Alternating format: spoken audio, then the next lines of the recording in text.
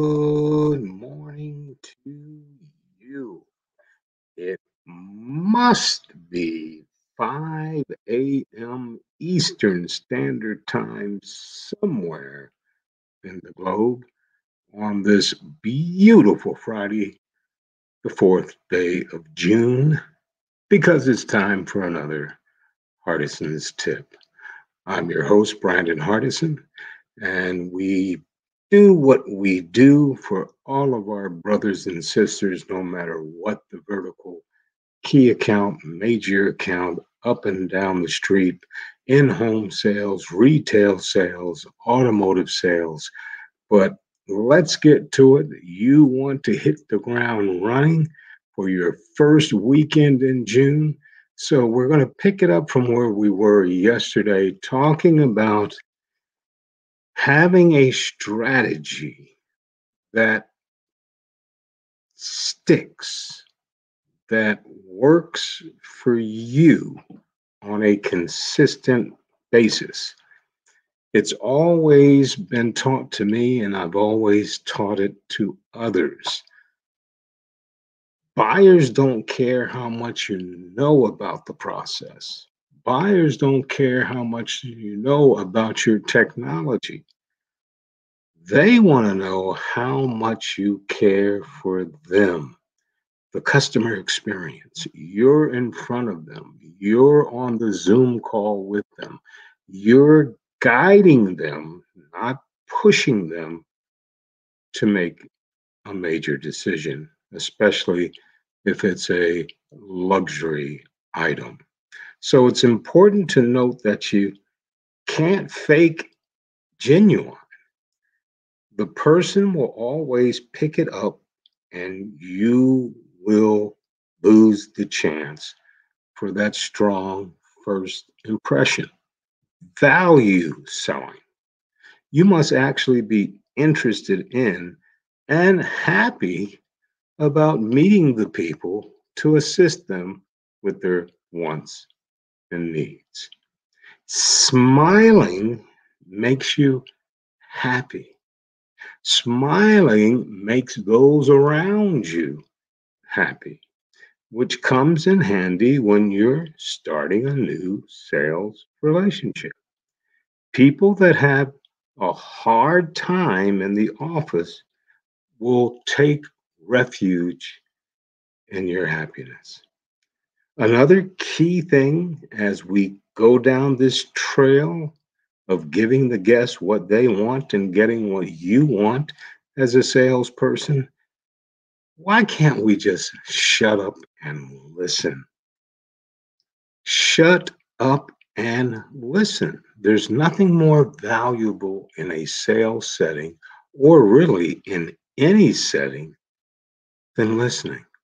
There's nothing more harmful than talking. Ask them a question that requires more than a yes or a no. Open ended questions if you're old school and go back. But we need to hear what they're paying. We need to hear what they're trying to overcome. You can't do that if you're running off at the mouth and not allowing them to share with you. They need a solution. Are you the person that can do that? So, unless it's a yes or a no,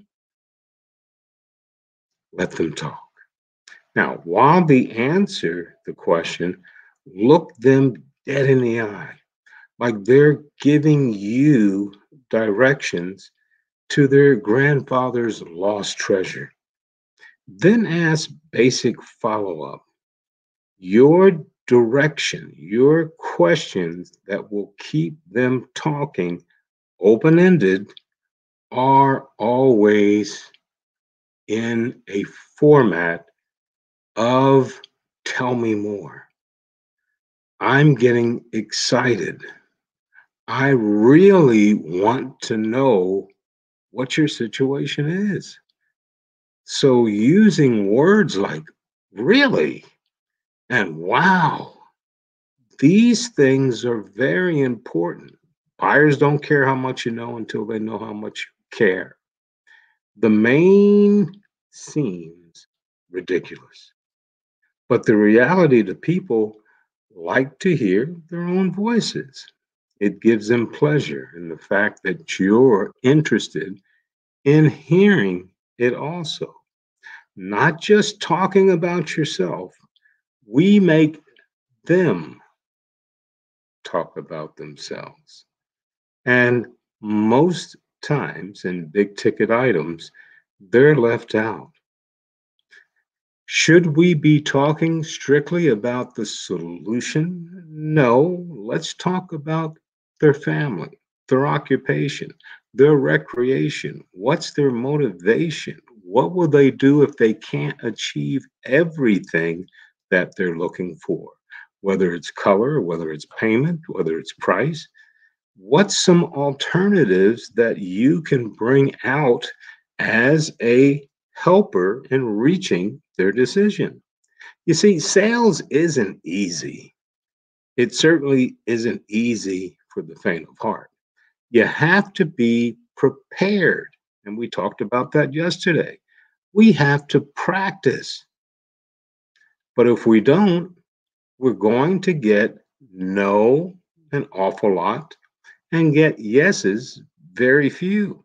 However, if you sell yourself, value selling, if you sell yourself properly by creating an incredible first impression, then take the time to build a relationship. When we build relationships with potential customers, you'll choose more sales than you've ever imagined, because people are going to talk about not only did I satisfy and got a solution to my problem, my pain, my pleasure point, but let me tell you about the person who led me down the trail. That's where you want to be. How can your show, how can your interest, how can the questions that you crafted so well to get them to speak so you know exactly what to do? That's a professional. Now, the old saying always say, once again, buyers don't care how much you know until they know how much you care. But the basics are important to master, to master, to master. But over the decades that I have trained and coached sales professionals in many vertical markets, this is the one thing I do know. Salespeople are lazy. Didn't say they were bad people. They're lazy. They don't see the importance of preparation. They don't see the importance of practicing. They don't see that being consistent, remember, it's man to man, woman to woman, consistency with this interaction with the guest is going to move you forward. You may not know, but in the guest's mind, they're saying, I wish the other person at the other place where I was at was doing the same thing. So they're convinced, you should be convinced, that shortcuts are not part of this game, because a timed, tested process is the most important thing. When we start to skip those steps in the process, now we're in a world where we don't want to be as far as the customer is concerned. We want to make sure that we're giving them the best of our profession. I'm not looking at this as a job. All I know is that your raise starts immediately the minute you master the basics. If you can't be consistent with every guest that you come in contact with, every guest that you have on the phone, every guest that you have on a virtual meeting, any guest that texts you, we must be prepared to play. Now, since most salespeople don't see the value in practicing, then they practice on the customer. And when they find out that the customer is winning most of the interaction and they see that price or payment is stripping away, they need to ask themselves, especially in a big ticket, why didn't I practice? No, they will say it was the manager's fault. This salesperson couldn't get out of my way.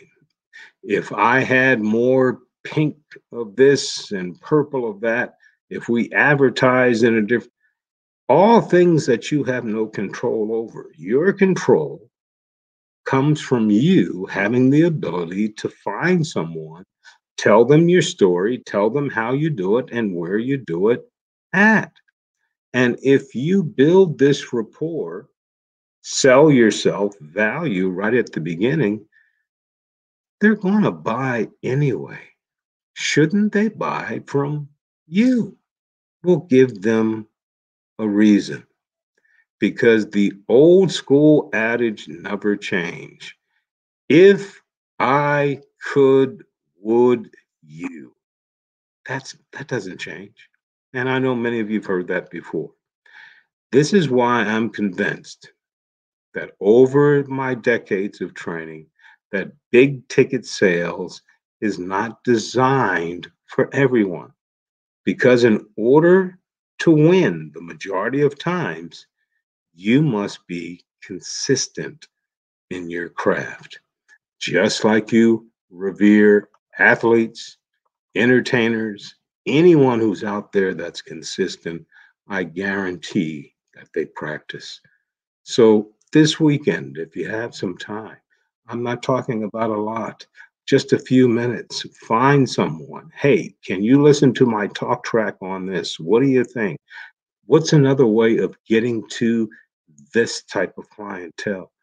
If we're always in practice mode, your goals and dreams can be reached. Once again, Brandon Hardison, President of Champion Strategies, with another Hardison's tip on this beautiful, beautiful Friday, the 4th day of June. And as always, in parting, you go out and you make it a champion day.